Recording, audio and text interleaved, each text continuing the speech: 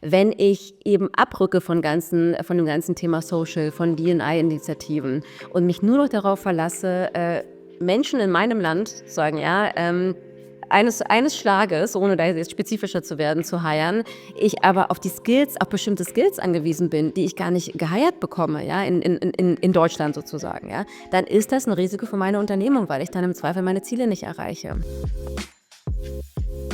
Willkommen zu einer neuen Folge HR Weekly, eurem Business-Podcast für innovatives People-Management. Ich bin Katharina, Gründerin, Unternehmerin und Host dieses Podcasts. Jede Woche lade ich Top-People-ManagerInnen zu unserem HR Weekly ein. Wir sprechen über Trends, Innovationen und gehen einer Frage immer wieder auf den Grund. Wie sieht die Zukunft der Personalarbeit aus? Wir haben die Antworten und halten euch in Sachen HR und Recruiting immer auf dem neuesten Stand. Jetzt haben wir ein sehr cooles neues Headquarter. Ja, Ist es das am Alex? das ist direkt am Alexanderplatz. Sag mal, ist dann nicht auch, da war noch irgendjemand anders, weil ihr habt doch Alexanderplatz 1 sogar, ne? Das ist Nummer 1, ja, genau. Genau, vorher hatten wir das Alexanderplatz 1 und das ist Station da drin, aber die Adresse ist natürlich cool. Alexanderplatz 1 war einfach super einfach zu merken, ne? Und genau, jeder wusste, wo es ist. Und jetzt sind wir in der Kalibri-Straße, ist aber einfach nur gegenüber. Cool.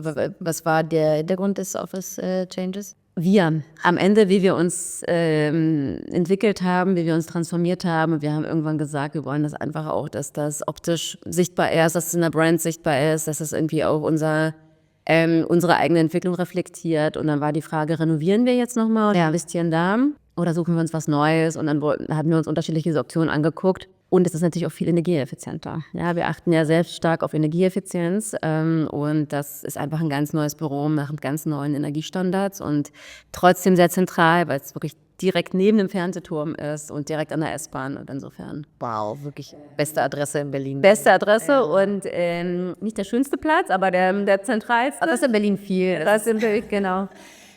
Und das ist aber einfach eine total coole Fotolocation jetzt auch, ne? Weil wir haben auch so ein bisschen Style wie hier mit Beton und sehr, also clean, aber auch sehr modern und mit unseren Farben, mit unseren Brand-Assets sozusagen und das Ja, nice. cool. Hattet ihr schon die Einweihungsfeier? Wir hatten auf die schon die Housewarming-Party. Ja, Housewarming. Ja, was ist für Einweihungsfeier? Genau, das haben wir noch vor Weihnachten gemacht. Ach, schön. Das war cool, genau. Aber ich muss sagen, ich habe jetzt im letzten Jahr und in diesem Jahr wird man schon auch noch sehen, viele Companies gesehen, die jetzt auch nochmal Office-seitig nochmal umgezogen sind. Einfach auch aus dem Hintergrund, dass einige ja auch so vor oder während Corona dann nochmal eher in größere Offices gezogen sind. Und dann auch gesagt haben, ey, den Platz brauchen wir einfach nicht mehr. Die Arbeitsweise hat sich geändert. Ja, genau. Und das war aber auch mit unser Argument. Also wir hatten vorher 3 Etagen und die Leute, die ins Büro kamen, haben sich irgendwie auf 3 Etagen, ich will nicht sagen versteckt, aber sie waren natürlich automatisch versteckt, weil es dann so wenige waren. Und jetzt haben wir uns deutlich verkleinert und sind auf einer Etage und du siehst alle und du kannst mit allen sprechen, die Leute lunchen zusammen und das macht natürlich nochmal eine ganz anderes. Und ich meine, da kommen wir ja noch dazu, aber ihr seid ja auch sehr international aufgestellt. Das heißt, es soll ja nicht alle dann immer im Office sein. Genau, also wir haben ja natürlich noch Office-Locations weltweit und die Leute, die ins Office gehen natürlich dann auch da in ihr Office, wo sie gerade sind. Aber die in Berlin sind, die sind dann auch regelmäßig. Also so im Schnitt ist so jeder, würde ich sagen, 2 Tage die Woche im Büro. Manche mehr, manche weniger, aber so pendelt sich das ganz gut ein und deswegen haben wir auch nie zu wenig Platz. Finde ich auch einfach eine sehr gute Einpendelung, muss ich sagen. So 3 Tage die Woche und trotzdem noch Homeoffice wäre auch so mein Ideal, glaube ich, auch für die Zukunft. Ja, das ist super. Also für uns funktioniert das sehr gut und ich verstehe überhaupt nicht, wie man davon wieder Komplett zurück. Ja, das ist ein ganz anderes Thema. Also ich habe auch vorhin, als ich gestern noch mal so meine Vorbereitung gegangen bin und dann bin ich auch mal über den Lebenslauf gegangen, dachte ich mir, mein Gott, wir müssen doch noch mal anderweitig auf dem Kaffee treffen. Jetzt mit dir in unserem Videopodcast. Deswegen gerne. Weil auch deinen Lebenslauf fand ich super spannend. Ich kann mir auch vorstellen, auch so Amazon, Rocket, ne, also auch Riesennamen. Das wird ja wahrscheinlich auch ein Thema sein, was auch bei dir gleich alle immer fragen, wie war das bei Rocket Internet? Das ist wirklich so. Ja, also es hat abgenommen fairerweise, weil erstens gibt es Rocket ja so in der Form nicht mehr, wie es das mal gab und dann ist es auch schon ein Weilchen her.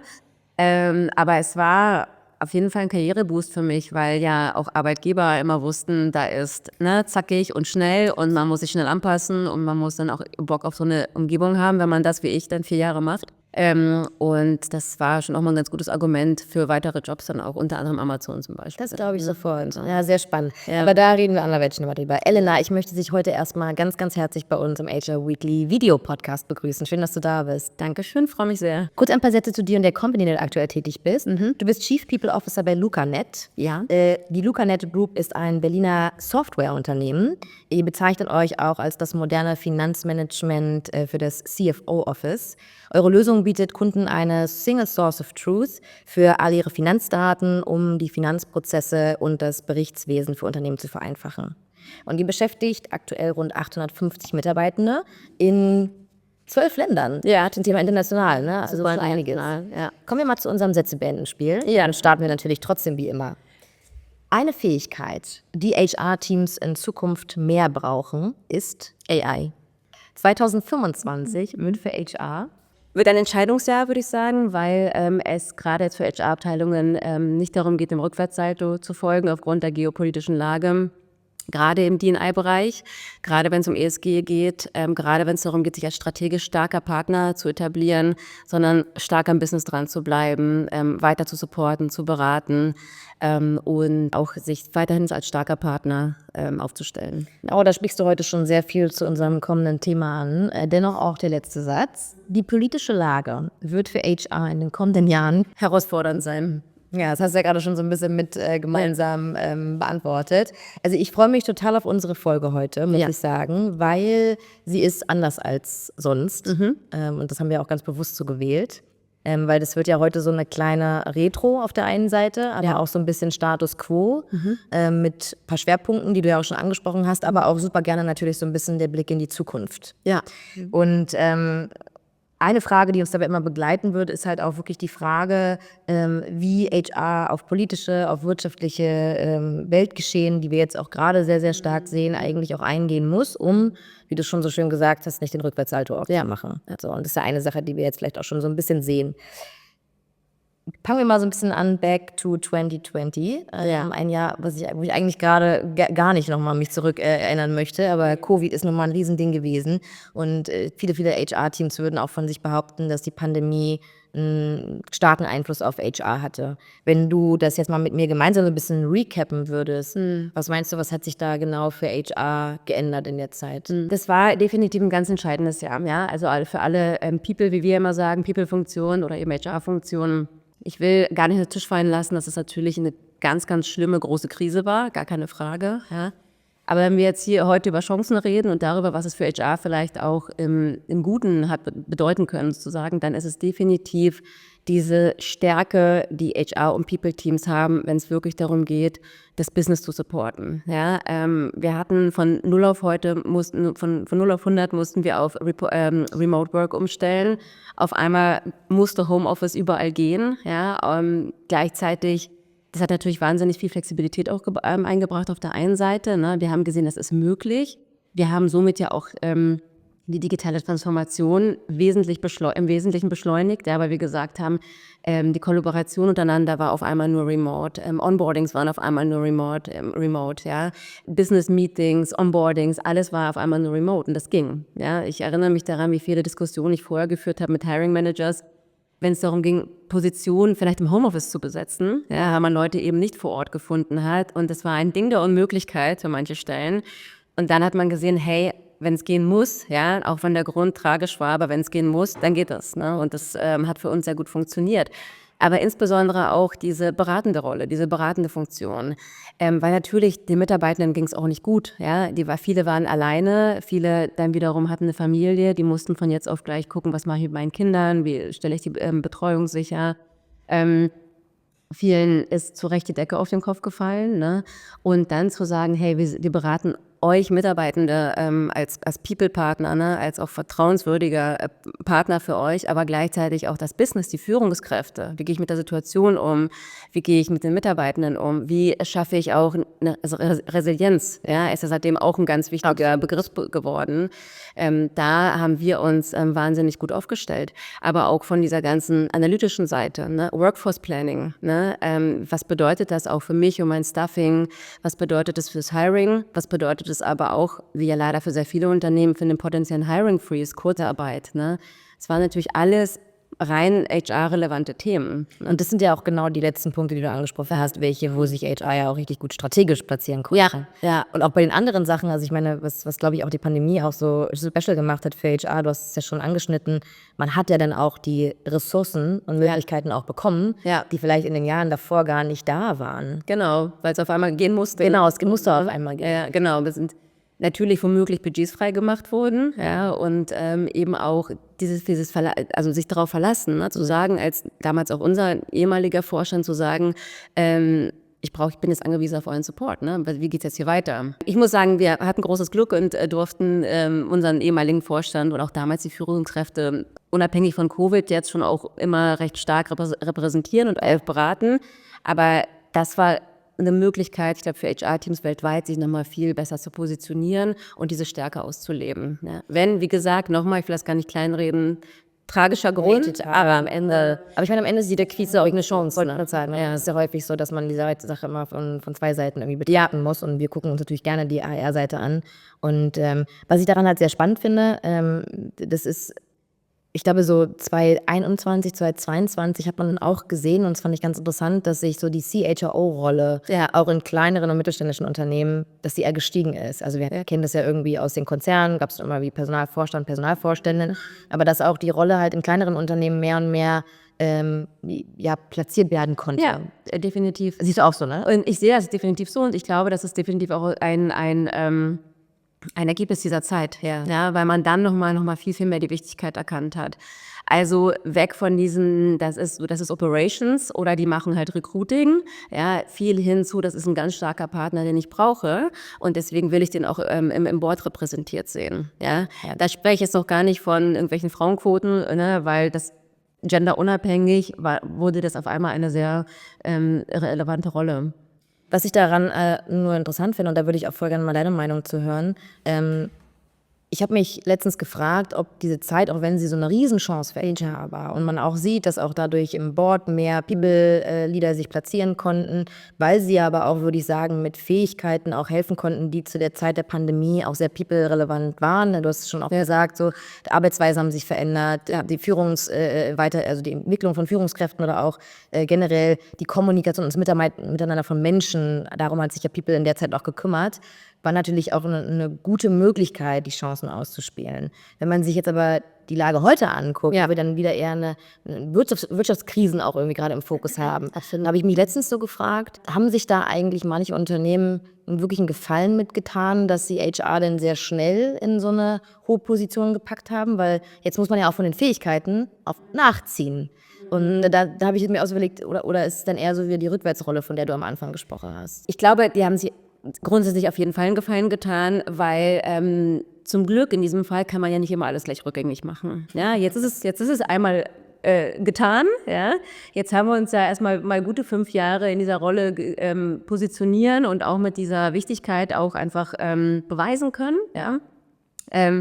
Und jetzt zu sagen, jetzt schalten wir alles wieder ab und jetzt machen wir gar nichts mehr, das ist ja jetzt umso schwieriger, wenn es einmal etabliert ist. Ja. Insofern ist es, denke ich mal, gut und wichtig, dass diese Entwicklung so passieren durfte, wie sie dann auch passiert ist. Ne? Was ich aber feststelle oder was jetzt natürlich zunimmt mit der geopolitischen Lage, ist, dass HR- oder People-relevante Themen dazu tendieren, an Wichtigkeit zu verlieren. Ja? Also dieses ganze Thema, also wir haben es gerade gesagt, Internationalisierung, Remote Work, Flexibilität am Arbeitsplatz, ja? Keine FaceTime, sondern am Ende geht es um Produktivität, ja, auch nicht dazu, dass ich irgendwie immer sichtbar bin beim Arbeiten. Diversity, Equity, Inclusion-Themen, ja, das sehen wir ja schon, Wokeness, ja, also um einfach mal den Begriff auch mal fallen zu lassen, dass das so etwas rückläufig ist mit eben stark ausgeprägten, zunehmenden konservativen Meinungen weltweit, ja, da gucke ich jetzt gar nicht primär auf Deutschland, aber eben weltweit und wir sind weltweit tätig auch. Ja. Das ist natürlich schon was ich als Rückwärtssalto betrachte, weil es natürlich im Endeffekt konträr zu dem ist, was wir über die letzten 5 Jahre aufbauen konnten. Absolut, wo HR sich auch wunderbar platzieren konnte. Und sich wunderbar platzieren konnte, ja, und zu Recht. Ne?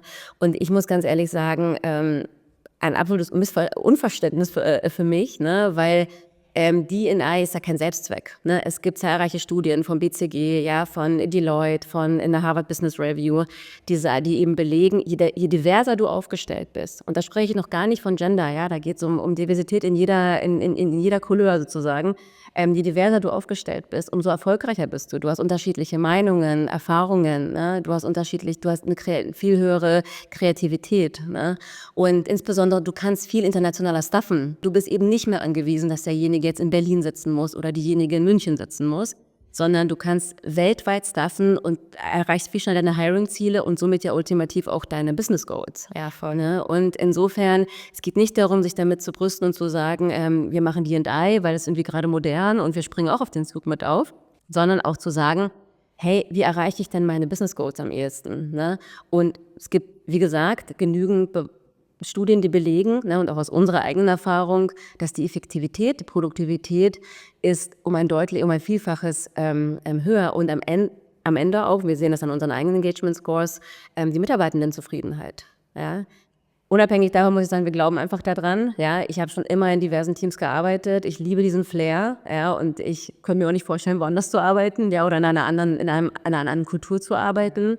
Also ich liebe diesen Flair und ich kann nur jedem raten, da dran zu bleiben, das weiter zu unterstützen, weil es einfach jede Kultur bereichert, jede Arbeitsatmosphäre bereichert und einen auch erfolgreicher macht. Ja, du hast jetzt eine sehr gute Überleitung mir schon gegeben, weil ich spreche es nochmal ganz konkret aus. Das ist ja so ein bisschen auch der Blick auf die USA. Ich erinnere mich an unser Erstgespräch, da meintest du auch, dass man ja auch als Europa, als Deutschland, gerade auch in der Tech-Szene, da schielt man ja auch immer sehr stark auf die USA. Was passiert da? Ja, wie entwickeln die sich? Und das ist ja auch immer der gängige Satz so, was die USA jetzt irgendwie gerade machen, macht Deutschland in 2 bis 3 Jahren so, ne? Und ich glaube, dass wir aktuell alle mehr denn je auf die USA schauen, denn was auch HR zu Recht hierzulande sehr beschäftigt, ist halt, dass viele US-amerikanische Firmen die internen Maßnahmen zur Diversität, Gleichstellung und Inklusion in der Belegschaft abschaffen. Ja. Dazu habe ich gestern erst einen normalen Beitrag gelesen von Forbes.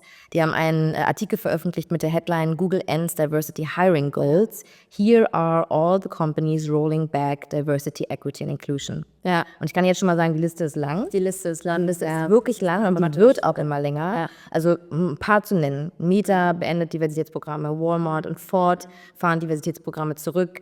Amazon sagte, veraltete Programme und Materialien werden jetzt zurückgefahren und ich könnte jetzt wirklich noch lange, lange so weitermachen. Jetzt mal die Frage, wie schaust du als CHO eines sehr international aufgestellten Unternehmens auf diese Situation? Ja, furchtbar. Ich kann es nur sagen, ne? Und das ist halt so, wie du schon sagst. Ich meine, das ist USA, es hat eine Marktmacht, ne, hat eine Weltmacht, ne, und umso dramatischer finde ich es eigentlich auch, dass dass ein Land, das einfach so eine starke Macht hat, die es so positiv nutzen könnte, ne, sie im Zweifel auch gerade, wenn ich jetzt speziell auf dieses Thema gucke, irgendwo auch missbraucht, in meiner Meinung. Denn wie du schon sagst, ne, es ist so oft ein Vorbild für andere Unternehmen, es ist oft ein Vorbild vielleicht auch für Europa. Vielleicht tendiert man auch dazu zu sagen, hey, guck mal, ne, Meta macht das auch so, Google macht das auch so.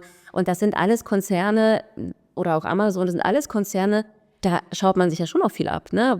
Also Amazon hat Leadership Principles, da haben wir in den letzten Jahren immer wieder drauf geguckt und haben gedacht, hey cool, ne, damit kann man gut arbeiten, die sind durchaus hilfreich, ne? Die stärken so eine Kultur eben auch, zumindest noch zu den Zeiten, wie ich sie erlebt habe bei Amazon, ja. Oder wenn es jetzt auch um Technologie-Vorreitschaft geht, ja, da guckst du natürlich auch auf die Unternehmen in den USA. Wenn ich mir aber das anschaue, ja, dann ich verstehe es aus einer menschlichen Perspektive nicht, aus einer Business-Perspektive umso weniger, aus den Gründen, die ich gerade genannt habe. Und insofern, kann einen das eigentlich nur einladen, diesem Beispiel eben nicht zu folgen und sich gerade nicht nur im Bereich AI, ja, sondern auch im Bereich D&I, ESG, Klimaziele, eine Gegenbewegung zu starten und zu sagen, nein, wir glauben fest an unsere Werte in Europa, in der Europäischen Union, aber insbesondere eben auch als Unternehmen, als verantwortliches Unternehmen, was auch viele, viele Mitarbeitende beschäftigt, und wir stehen für das ein, was wir so mit so viel harter Arbeit und Leidenschaft geschaffen haben in den letzten Jahren. Ne? Und, ja, aber du sprichst da halt auch, finde ich, einen total wichtigen Punkt an. Und zwar, es sind Weltmarktführer teilweise. Also man guckt halt darauf.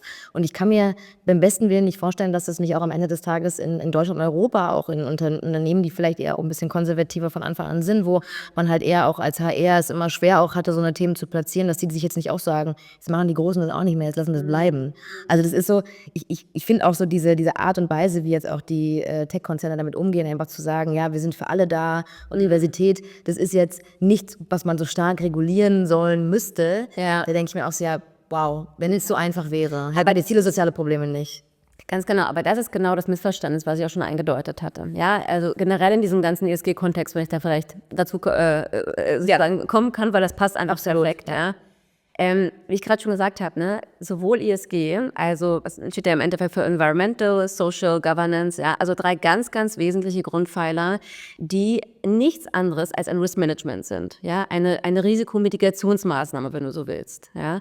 Und du guckst dir ja im Rahmen der doppelten Wesentlichkeitsanalyse, das klingt jetzt erstmal ein bisschen kompliziert, ist aber ein sensationelles Tool, ja, ein sensationelles Assessment, das dir im Wesentlichen sagt, wenn ich in einem dieser 3 Säulen versage, ja, welche negative Auswirkungen hat das auf mein Business? Also im Endeffekt, wie beeinflusse ich die Umwelt, das mal als Beispiel zu nehmen, negativ, aber wie können auch Umwelteinflüsse, wo auch immer auf der Welt, ja, mich negativ beeinflussen als Unternehmung und ein Risiko für meine Unternehmung darstellen. Ja?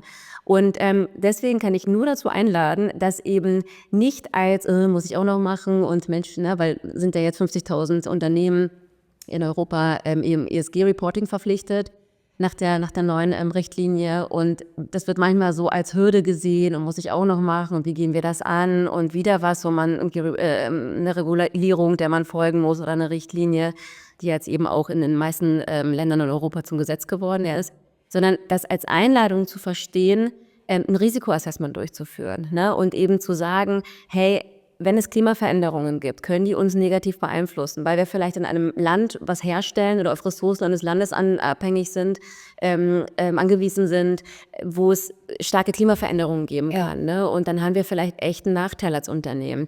Wenn ich eben abrücke von dem ganzen Thema Social, von D&I-Initiativen und mich nur noch darauf verlasse, Menschen in meinem Land sagen, ja, eines Schlages, ohne da jetzt spezifischer zu werden, zu hiren, ich aber auf bestimmte Skills angewiesen bin, die ich gar nicht geheiert bekomme, ja, in Deutschland sozusagen, ja, dann ist das ein Risiko für meine Unternehmung, weil ich dann im Zweifel meine Ziele nicht erreiche. Ne? Und wenn mir Compliance und Code of Conduct und IT-Cyber Security und all diese Themen nicht wichtig sind, dann kann es echt teuer werden, richtig teuer, inklusive Reputationsschaden. Und das ist mein Appell sozusagen, das aus dieser Perspektive zu betrachten. Ne? Und deswegen, und ich glaube, so ein schönes Rahmenwerk, was einem einfach hilft, nicht nur, wie in unserem Fall, daran wirklich auch zu glauben, ne? Jetzt ist die Zeit, genau diese Themen, gerade wegen dieser Bewegungen, anzugehen und die wirklich auch mit Überzeugung zu leben und zu implementieren. Und deswegen haben wir ja auch ein tolles Produkt, was ja auch den Kunden dabei hilft, genau diese risikomitigierenden Maßnahmen zu sehen und eben auch das Reporting zu erstellen. Unabhängig davon sind wir einfach selber überzeugt, wir sind in der Verantwortung, das zu tun. Ich finde aber auch die Perspektive, die du da aufbringst, eine total wichtige, weil das erinnert mich an ein Gespräch, ich meine, Topic war jetzt ein bisschen anders, aber da ging es um Cybersecurity. Und da meinte die Person auch, bei Cybersecurity würde jedes Unternehmen erstmal sagen, ja, okay, müssen wir irgendwie machen, aber so richtig klar wird der Need erst, wenn man dann mal betroffen war. Ja. Und das unterschätzen ganz viele. Und was ich da noch mal sagen möchte, also Cybersecurity, ganz super. Also wir haben einen Kollegen, der nimmt das wahnsinnig wichtig, ja, wahnsinnig ernst, und das ist genau die Leidenschaft, die du mitbringen musst, weil brauchst nur einen Incident, ja, oder einen Compliance-Verstoß, und dann kann es wirklich böse enden. Ne? Und deswegen kann ich nur dazu einladen, dass das so genau wie möglich zu nehmen und auch ernst zu nehmen. Und was im Rahmen auch dieser ganzen USA-Bewegung, ne, und dieser sehr konservativen Bewegung, manchmal kommt es so dieses ganze Wokeness-Thema und D&I, und jetzt muss ich mal aufpassen, was ich sage, und sonst ist immer gleich alles MeToo, und ich will mir aber nicht mehr vorschreiben lassen, was ich sage. Ja, also daher kommt ja manchmal auch so diese Zurückhaltung und diese Anti-Haltung, ne, eben gegen diese Bewegungen. Was ich feststelle bei uns im Unternehmen, wenn in jeder E-Mail, in jeder Chat-Kommunikation, in jeder verbalen Kommunikation, dass ich tierisch aufpasse, zu wem ich was sage. Ja, und das ist auf jeden Fall auch, natürlich fühlt es sich manchmal an, man ist so ein bisschen beschnitten, ne? Aber jetzt muss man eben aufpassen und es gibt Compliance-Regeln, es gibt Policies und einen Code of Conduct, den wir super ernst nehmen, ja, und auch sehr konsequent sind, wenn der eben nicht eingehalten wird von Mitarbeitenden. Aber mir hilft das oder uns hilft das, ein Klima zu schaffen, wo sich Mitarbeitende wohlfühlen. Ja, wo sie eben nicht denken, jetzt kriege ich einen Dummspruch oder jetzt muss ich mich irgendwie diskriminiert fühlen oder jetzt muss ich mich irgendwie komisch angeguckt fühlen und fühle mich aber damit nicht wohl. Ja, vielleicht war das vor 10, 15, 20 Jahren anders und man konnte salopper miteinander umgehen und dann gab es auch mal irgendwie ein Kompliment, was vielleicht heutzutage nicht mehr angebracht wäre und vielleicht sagen oder denken manche, das war irgendwie noch alles cooler und entspannter. Aber für wen? Ja, es gab immer die andere Seite, die das eben nicht so empfunden hat. Ne? Und unser ganzes Compliance-Framework zwingt uns dazu, ganz genau aufzupassen, wie wir miteinander umgehen, wie wir miteinander sprechen, was wir zueinander sagen. Und es ist keine negative Beschneidung, sondern es ist immer Awareness, würde ich das einfach mal nehmen. Ja, oder wie man heute so schön sagt, Achtsamkeit. Ne? Achtsam miteinander umgehen und mit dem Gegenüber und am Ende auch respektvoller. Und deswegen hilft uns das auch wahnsinnig als Werte-Framework. Genau, und last but not least fördert das natürlich auch Inklusion. Ne? Je mehr du auch aufpasst, wie du mit Menschen umgehst, desto mehr Menschen inkludierst du ja auch in deine Gedanken, in deine Kultur, in die Atmosphäre und so, dass sich eben auch alle wohlfühlen können. Das ist auch nochmal, unterstützt eben das ganze Thema Inklusion auch nochmal im Wesentlichen. Die Kultur am Ende des Tages. Die Kultur auch. Und ich liebe unsere Kultur, ja. Oh, wie schön. Das ist schön. Ja, aber da muss man auch erstmal hinkommen, ja. Und dann braucht man auch manchmal halt einfach Veränderungen, auch wenn vielleicht manche dann halt irgendwie sagen, ja, das war da halt vor 10 Jahren nicht so, aber viele Dinge waren vor 10 Jahren. Naja, weißt du, also genau, aber umso schlimmer ist es doch, dass man dann wieder so zurückgeht zu bestimmten. Ja.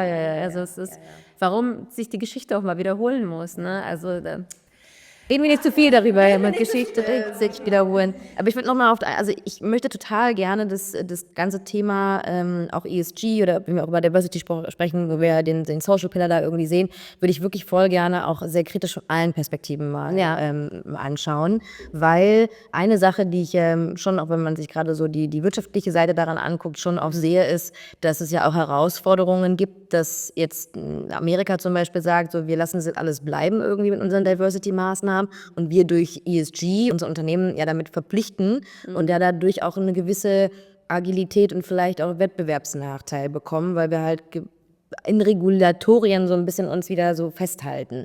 Wie würdest du sagen, gerade jetzt auch mit Blick auf HR, was kann das halt auch dann global gesehen für Herausforderungen für HR haben? Wenn es um einen Nachteil geht, dann kann es genau der sein, dass wir zum Beispiel sagen, wir haben bestimmte Hiring-Ziele oder wir auch, aber mit Sicherheit Unternehmen, die die sehr starke oder Corporates, die sehr starke D&I-Ziele haben. Ja, und wenn die dann sagen, wenn ich jetzt aber noch einen Mann hire, dann erreiche ich mein D&I-Ziel nicht. Das möchte ich aber gerne erreichen.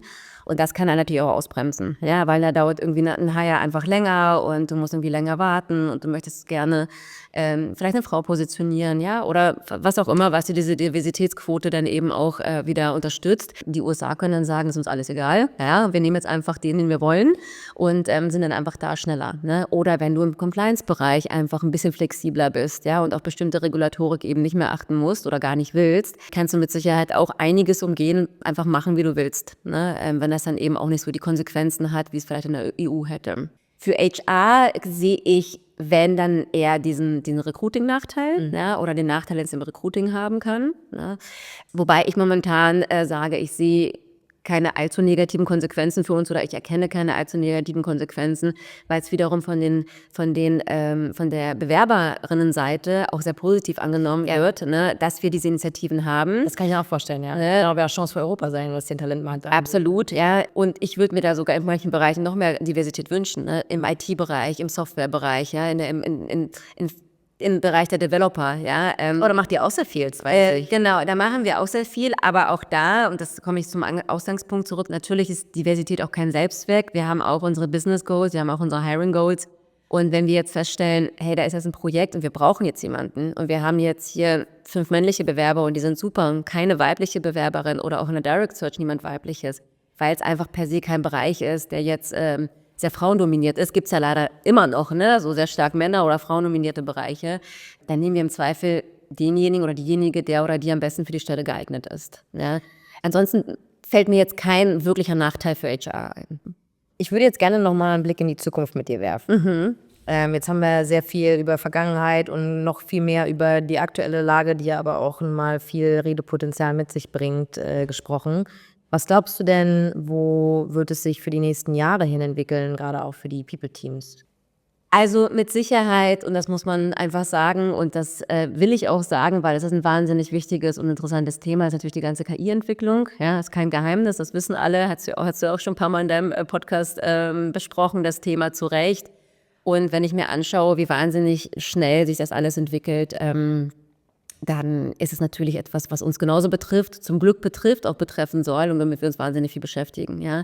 Also sowohl schauen wir, wie wir mit KI-Möglichkeiten unsere Produktivität innerhalb der Teams, auch in HR, ja, wir machen super viel mit ChatGPT, ja, lassen uns viel von Copilot helfen, wie wir das steigern können, ist es definitiv auch ein Teil oder eine wahnsinnig wichtige Ergänzung für unsere Produkte. Also das ist natürlich ganz aktuell, ja. Aber gerade weil das gerade so vorherrschend ist und gerade weil das jetzt eben gerade so das Thema überall ist, würde ich mir wünschen, dass eben dieses ganze D&I und ESG-Thema, gerade weil man damit eben auch seine Unternehmensziele fast dadurch noch viel besser und schneller erreicht, ja, dass das im Endeffekt auch ein Thema bleibt. Also für uns ist es ein Zukunftsthema. Für uns ist es und bleibt es ein Zukunftsthema, sich weiterhin stark als strategischer Businesspartner zu positionieren, Diversität so viel und so stark wie möglich zu pushen, zu fördern. Flexibilität, ja, ich mochte sehr, was dein letzter Gast gesagt hat, AQ, ja, also Adaptability, Ja, das war nice, ja. super smarte Aussage, weil neben EQ und IQ ist eben AQ, also wie passe ich mich bestmöglich an, Veränderungen. wie reagiere ich auf Veränderungen. Unser Businessmodell ist sozusagen transformative by nature, wie wir immer sagen, weil wir das eben auch gerade sehr stark weiterentwickeln und auch transformieren, und umso wichtiger ist es auch, dass wir sagen, hey, wir passen uns an, wir sind flexibel, wir sind divers, wir hiren, wir können weltweit hiren, wir können weltweit replacen, wir sind eben nicht auf bestimmte Standortbedingungen angewiesen. Auch wir müssen, und deswegen, wir sind auch keine Heiligen, ganz wichtig hier zu erwähnen, ne? Stichwort auch Herausforderungen mit ESG oder bremst einen das manchmal auf ein. Auch wir müssen ausbalancieren, ja. Also AI ist eine krasse Möglichkeit, ja, eine krasse Entwicklung. Aber ich will gar nicht von den Datencentern, von der Energie für die Datacenter sprechen, die es drauf, um das alles zu betreiben und möglich zu machen. Ja, das ist natürlich konterkariert irgendwelche Klimaziele, muss man einfach sagen, ist einfach so. Ne? Einerseits dann wiederum challengen wir schon, wo fliegen wir hin, wen fliegen wir ein, wen nicht, können wir lieber den Zug nehmen. Wir haben zum Beispiel kaum noch Firmenwagen, weil wir das eben aus ESG-Gründen nicht mehr anbieten wollen, einfach auch ohne super zurechtkommen. Aber natürlich müssen wir mal um die Welt fliegen, um bestimmte Businessziele zu erreichen. Ja?